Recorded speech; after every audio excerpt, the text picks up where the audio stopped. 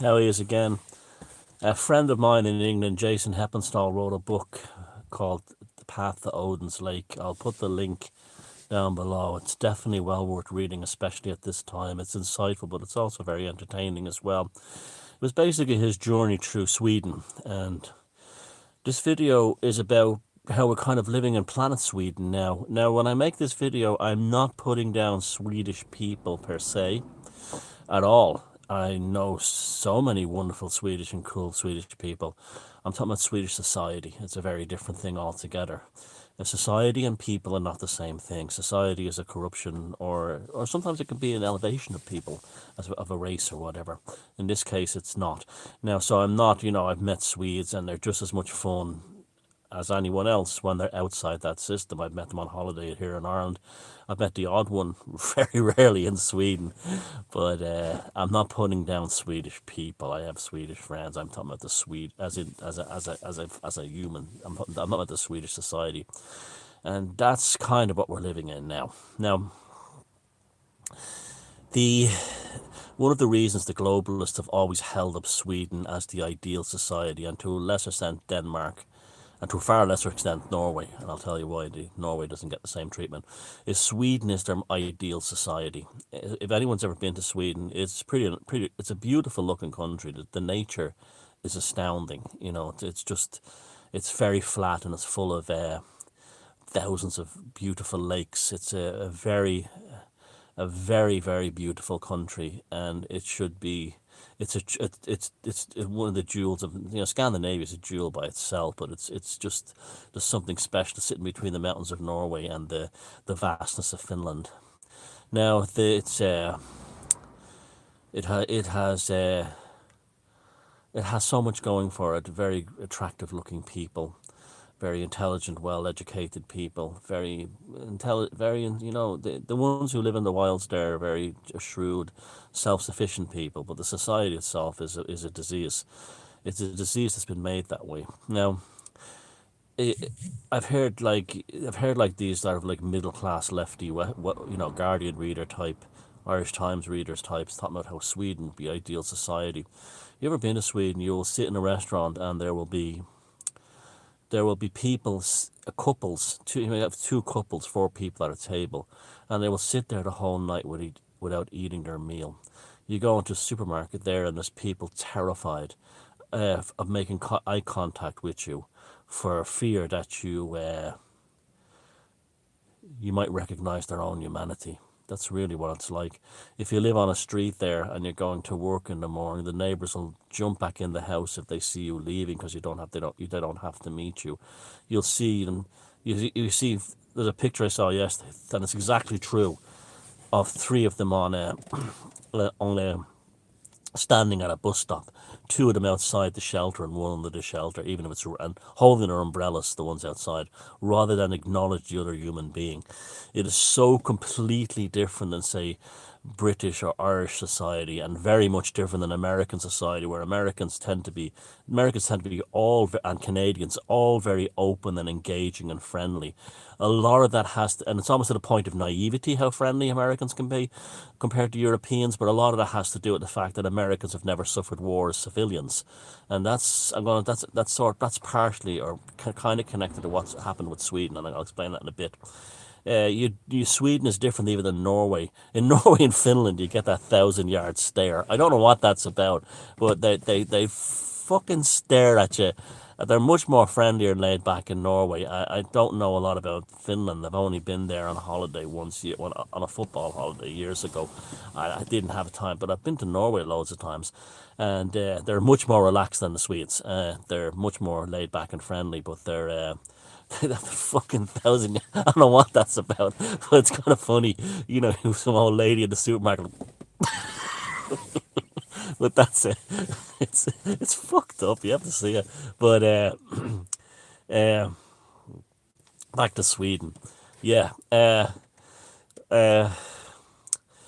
Swedish society is completely controlled. It's to the point where humanity has been demolished, except for one day a week. They're allowed to get shit faced, have a party and go mental, and you'll see respectable middle class women on top of cars with their knickers off, swinging them in the streets of Stockholm and Uppsala, screaming and laughing.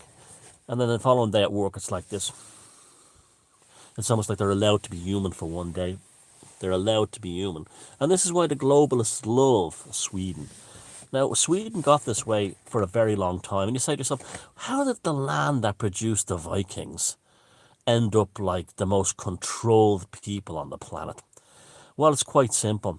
My theory is that it goes right back to Lutheranism.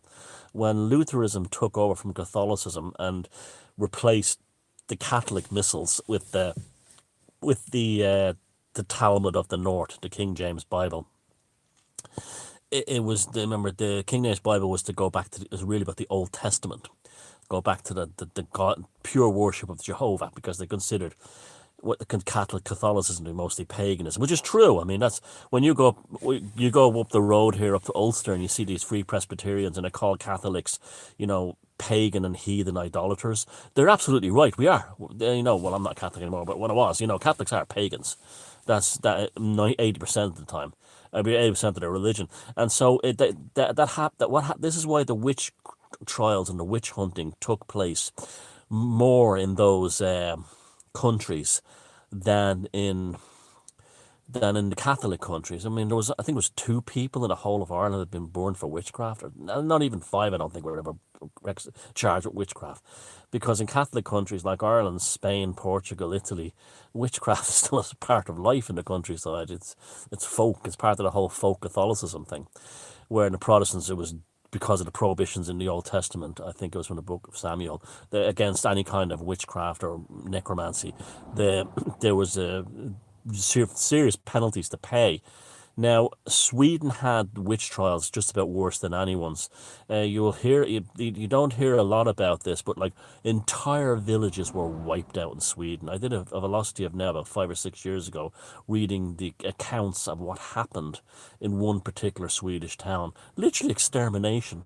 Now, it wasn't like Vincent Price in the film Witchfinder General, where this dour guy comes in, or this messianic Christian. It would be young, bright-eyed and bushy-tailed magistrates, and they wouldn't be out to necessarily murder these witches or anything. And this is what this video is really leading to: the wickedness of bureaucracy. It would be a decent young man who would be a magistrate who'd come into a town or village in Sweden, and his job was to see through the law.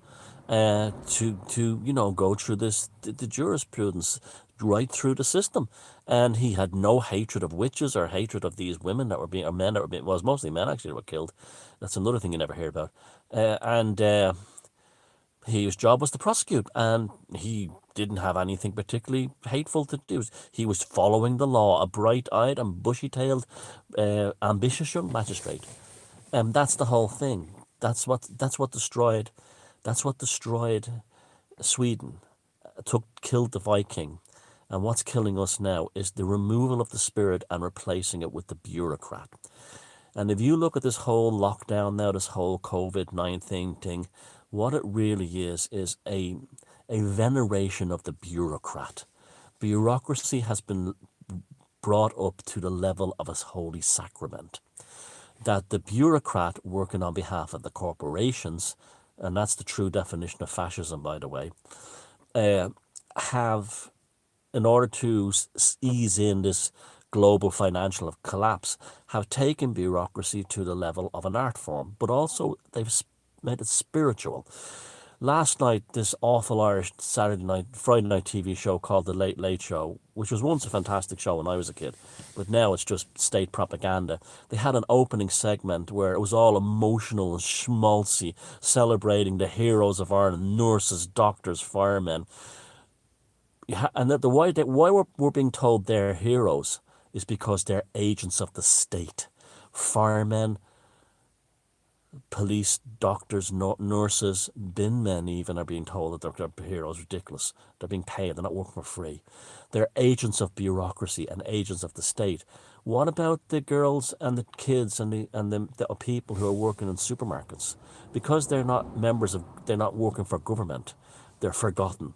And yet, in some ways, they're risking their lives much more than a nurse or a doctor or a fireman during this time. But they're not heroes because they're not agents of the bureaucracy. And that's what happened in Sweden. Bureaucracy replaced the spiritual needs of people and government and rules. And it happens in Denmark as well. People absolutely, they worship government there like a god.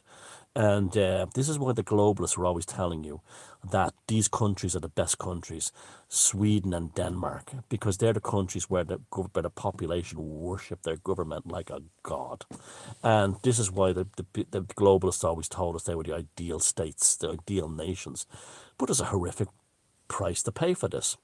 Because of woke politics, huge areas of cities in Sweden, particularly in Malmo, are no-go areas because of Turkish and Muslim gangs who have running battles in the streets using grenades and machine guns, and the Swedes still think they'll still overwhelmingly vote in favor of more immigration. They're so brainwashed.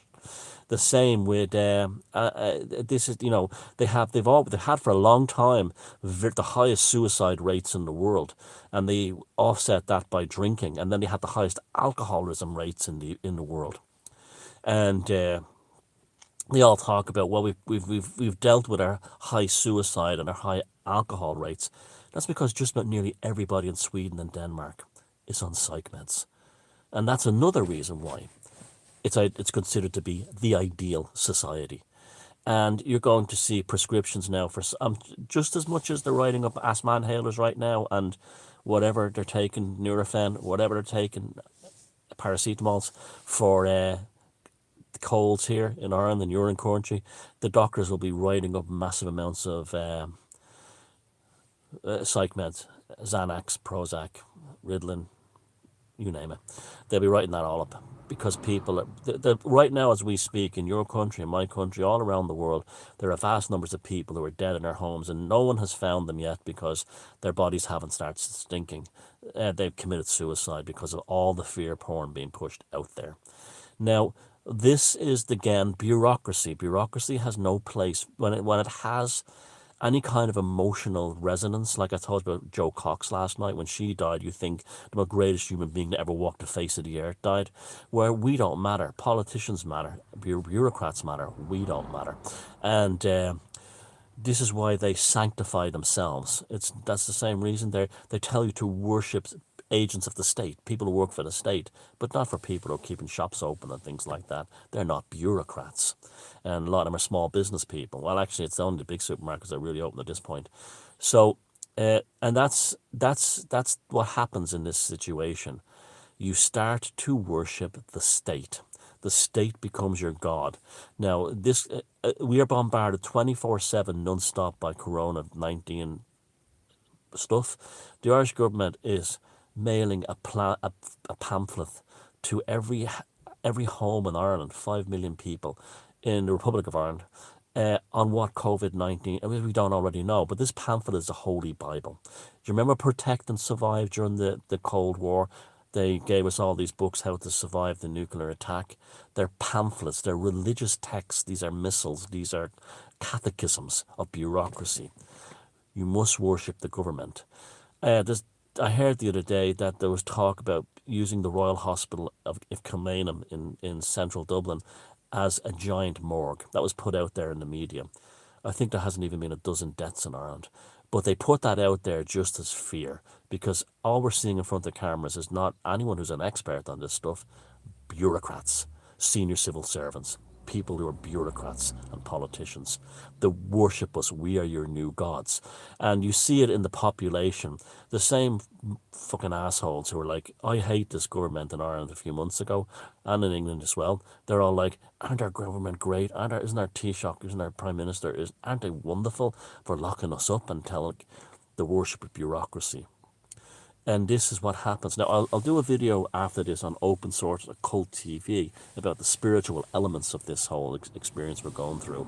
But that's what this is all about. I can't really extrapolate any more on the effects of bureaucracy any more than what I did in the video last night called Alterations. This one is called Meatballs. Now, I would suggest you read Jason Heppenstall's book to not only give you an insight of what they want and what we're with, but also to show you really how to not live with this. Because, like, as another one of my Facebook friends said today, the memes are giving people hope. Those of us who are making light of this or doing videos like this, who are not telling you to buy into the fear porn, we're almost like the French resistance during World War II. We are the light at the end of the tunnel. I would hate to think if we didn't have the internet and memes and people sharing funny memes about this, how many would have committed suicide by now? Many more would have committed suicide by now. It's kept people alive. The real heroes out there are people who are joking about it, giving alternative information, telling you not to be terrified. Remember, there are nearly 4 billion people in lockdown right now, right? And globally, there hasn't even been 30,000 deaths.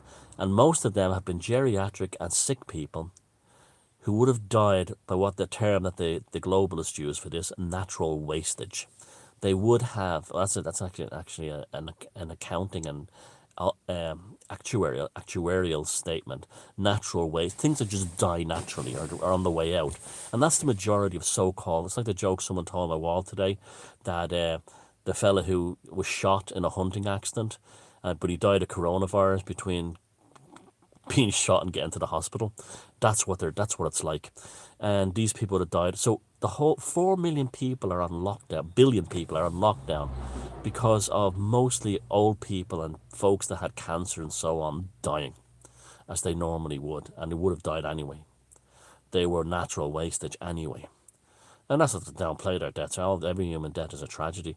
But you see, it's the worship of bureaucracy. That has to be true. I remember when the Soviet Union collapsed, there was a very good, the guy, one of the first people to go into Red Square and interview Russians. And so many Russians were like, yeah, it's a great start for the young people of this country and a new beginning. But there were people, and many of them were very young, who were saying things like, oh, we want communism back. We want, Stalin was a great man. And they'd use the same phrase over and over again. In communism, everyone knew their place. So those types of sheeple normies, I don't even like using the term sheeple, normies, meat golems who need to be told their place, agents of bureaucracy, who don't like to think for themselves. They're loving this coronavirus. They're absolutely over the moon. This has given them, they're able to report their neighbours. They're able to sit there, do as the government tells them. You'll have like these kind of oddball fathers who'll be reading out the coronavirus leaflet from the government when it comes around. Now, family, we must pay attention to read this. And yesterday, Yes, it was yesterday morning. I went to the supermarket and I went to my social conditioning, social distancing square, and this woman comes in next to me, it's fucking wagon, and I just jokingly said, "You better be 2 meters back. I've got a ruler. I'd measure it." And she goes like this. Now, that's not Irish people. Irish people don't act like that. They don't behave like that. Well, and as Irish and Scottish people and people in the north of England and those kinds of places, and even like all over Britain as well, they were not like that. That's not us. We're not Swedes. We're not Chinese. We're not like that. We have taken the piss, and banter is about life. You know, you don't take yourself too seriously. And I was still Irish, and she had been made Swedish. Take care.